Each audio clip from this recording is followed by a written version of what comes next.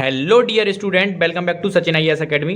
जैसा कि 8वीं क्लास 8th क्लास के सभी छात्रों को पता है कि अब अगला पेपर सामाजिक विज्ञान यानी कि सोशल साइंस का होने जा रहा है, तो मैं उसी से संबंधित इंपोर्टेंट वार्षिक पेपर पत्र लेकर आ चुका हूं, जिसमें हिंदी एवं अंग्रेजी माध्यम दोनों स्टूडेंट्स के लिए रहेगा। ये हिंदी एवं अंग्रेजी दोनों में आपको क्वेश्चंस मिलेंगे। तो चलो स्टार्ट करते हैं। फर्स्ट में आपके बेटा चूज द करेक्ट आंसर यानी कि सही विकल्प दिए हुए हैं। उसका पहला प्रश्न दिया है आपका, the first and last governor general of the British rule was, यानी कि ब्रिटिश शासन काल का प्रथम और अंतिम गवर्नर जनरल थे, कौन थे?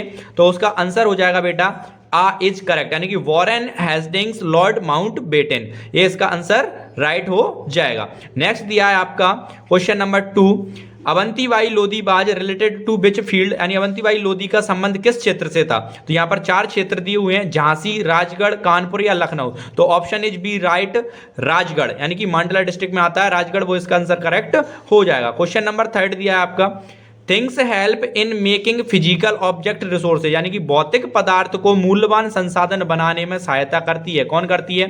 प्राइस ऑफ द आइटम या ह्यूमन स्केल या मोर अमेंडमेंट्स या फ्री गिफ्ट्स। तो यहां पर आंसर हो जाएगा आपका ह्यूमन स्किल्स, यानी कि मनुष्य का कौशल।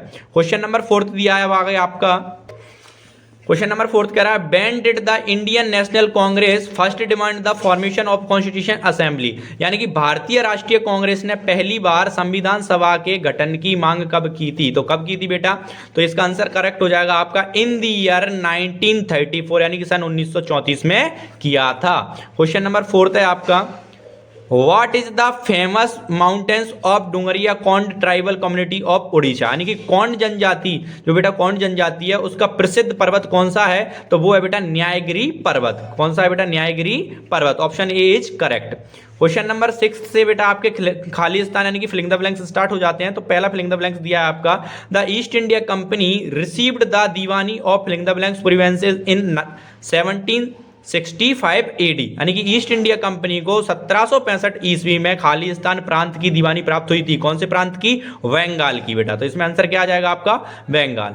ठीक है। क्वेश्चन नंबर 7 दिया है आपका, Kesari newspaper published in language, यानी कि केसरी अखबार खालिस्तान भाषा में प्रकाशित हुआ था। कौन सी भाषा में प्रकाशित हुआ था बेटा? आपका पब्लिश हुआ था, तो वो है बेटा मराठा भाषा, मराठा लैंग्वेज। तो इंग्लिश वाले मराठा भर लेना, हिंदी वाले भी मराठा।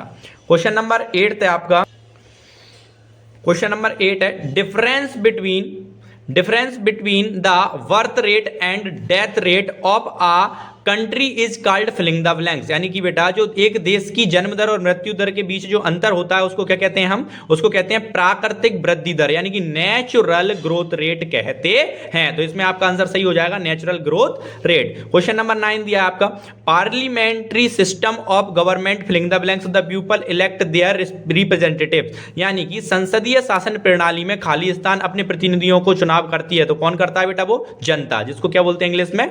Public, right. अब क्वेश्चन नंबर 10 है आपका, filling the blanks have been made to protect the interests of producer and consumers in the market, यानी कि बाजार में उत्पादक और उपभोक्ता के हितों की रक्षा के लिए खालिस्तान बनाए गए हैं। तो क्या बनाए गए हैं बेटा? कानून बनाए गए, यानी कि लॉज। आंसर हो जाएगा इसमें लॉ, यानी कि कानून। अब यहां से आपके अति लघु प्रश्न स्टार्ट हो जाते हैं क्वेश्चन नंबर 11 से। तो फर्स्ट आपका जो प्रश्न दिया, वेरी वेरी मोस्ट इंपोर्टेंट प्रश्न है, ये पेपर में आने के इसके 99% चांसेस हैं बेटा, इसको अच्छे से याद कर लेना। What is the modern period of history called the age of development, यानी इतिहास के आधुनिक काल को विकास का युग क्यों कहते हैं? ये क्वेश्चन अच्छे से याद करके जाना। इसके बाद क्वेश्चन नंबर 12 दिया है आपका, When and who made the East India Company the Diwan of Bengal, यानी कि ईस्ट इंडिया कंपनी को कब और किसने बंगाल का दीवान बनाया? ठीक है। इसके बाद क्वेश्चन दिया है आपका, वेरी वेरी मोस्ट इंपोर्टेंट हो जाता है बेटा ये क्वेश्चन, तो ज्योग्राफी से है ये क्वेश्चन, कि why is land considered an important resource, यानी भूमि को महत्वपूर्ण संसाधन क्यों माना जाता है? अब ये तो आपको पता होगा, क्योंकि इंडिया में सबसे ज्यादा एग्रीकल्चर की जाती है और भूमि पर ही सब कुछ निर्भर है ना। तो ये बहुत इंपॉर्टेंट है हमारे लिए question, very very most important question है ये। ठीक है। क्वेश्चन नंबर आपका नेक्स्ट है 14। क्वेश्चन नंबर 14 कह रहा है right the names of major tea producing states in the world, यानी विश्व के प्रमुख चाय उत्पादक देशों के नाम लिखिए। ओके, क्वेश्चन नंबर 15 है what is meant bye federalism. ये भी बहुत इंपॉर्टेंट क्वेश्चन है आपका, इतिहास से सॉरी पॉलिटी से आया ये क्वेश्चन डायरेक्ट आपका, राजनीति से। संघवाद से क्या तात्पर्य है। फिर नेक्स्ट क्वेश्चन दिया है आपका what is meant bye minimum wages, यानी कि न्यूनतम वेतन से क्या आशय है। सारी क्वेश्चन बहुत इंपॉर्टेंट होने जा रहे हैं आपके। अब यहां से बेटा आपके लघु उत्तरीय प्रश्न स्टार्ट हो जाते हैं। तो पहला दिया है आपका 17वां प्रश्न नंबर 17, why did Indians oppose the Rowlatt Act, यानी कि रोलेक्ट कानून का भारतीयों ने विरोध क्यों किया, है ना। इस क्वेश्चन को अच्छे से करके जाना, आप याद कर लेना, ये भी इंपॉर्टेंट है। फिर नेक्स्ट दिया question number 18, what new opportunities came for the lower castes during the British period, यानी अंग्रेजों के काल में निम्न जातियों के लिए क्या नए अवसर आए। ओके, इस क्वेश्चन को कर लेना।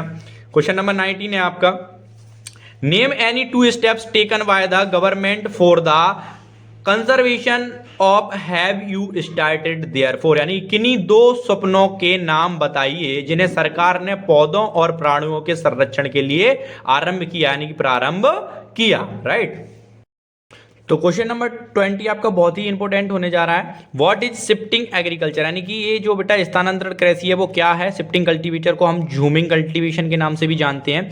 तो क्वेश्चन दिया what is shifting agriculture, what are the disadvantage of this agriculture, यानी कि स्थानांतरण कृषि क्या है और इस कृषि के क्या हानियां हैं। इसको अच्छे से कर जाना, बहुत इंपॉर्टेंट क्वेश्चन है ये ज्योग्राफी का।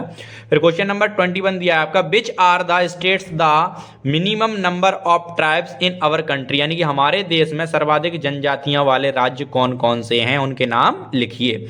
इसके बाद आ जाता है आपका right the names of the 3 organs of the government which organ is responsible for the enforcing the law, यानी सरकार के 3 अंगों के नाम लिखो, कानून को लागू करने का काम किस अंग के द्वारा किया जाता है।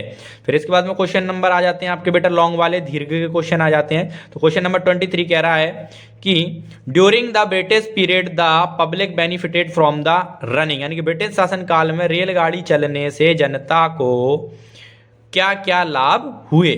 ओके, इसके बाद क्वेश्चन नंबर 24 दिया है आपका describe the contribution of any 2 great man who contributed to the Indian national movement, यानी कि भारतीय राष्ट्रीय आंदोलन में योगदान देने वाले किन्हीं 2 महापुरुषों को योगदान का वर्णन कीजिए।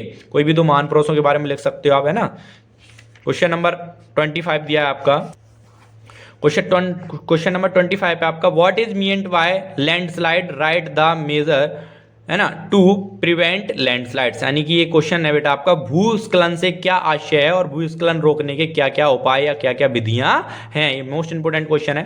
फिर है question number why does a democratic country need a constitution, यानी कि किसी लोकतंत्र देश को संविधान की जरूरत क्यों पड़ती है। ये भी क्वेश्चन बहुत इंपॉर्टेंट है पॉलिटी का, कि हमें या किसी भी देश को संविधान की आवश्यकता क्यों पड़ती है। तो जैसे करके आज आपके 26 क्वेश्चन इंपॉर्टेंट आपके कवर हो चुके हैं। इन सभी प्रश्नों को अच्छे से तैयार करके जाना, उम्मीद है कि आपका पेपर यहां से आए।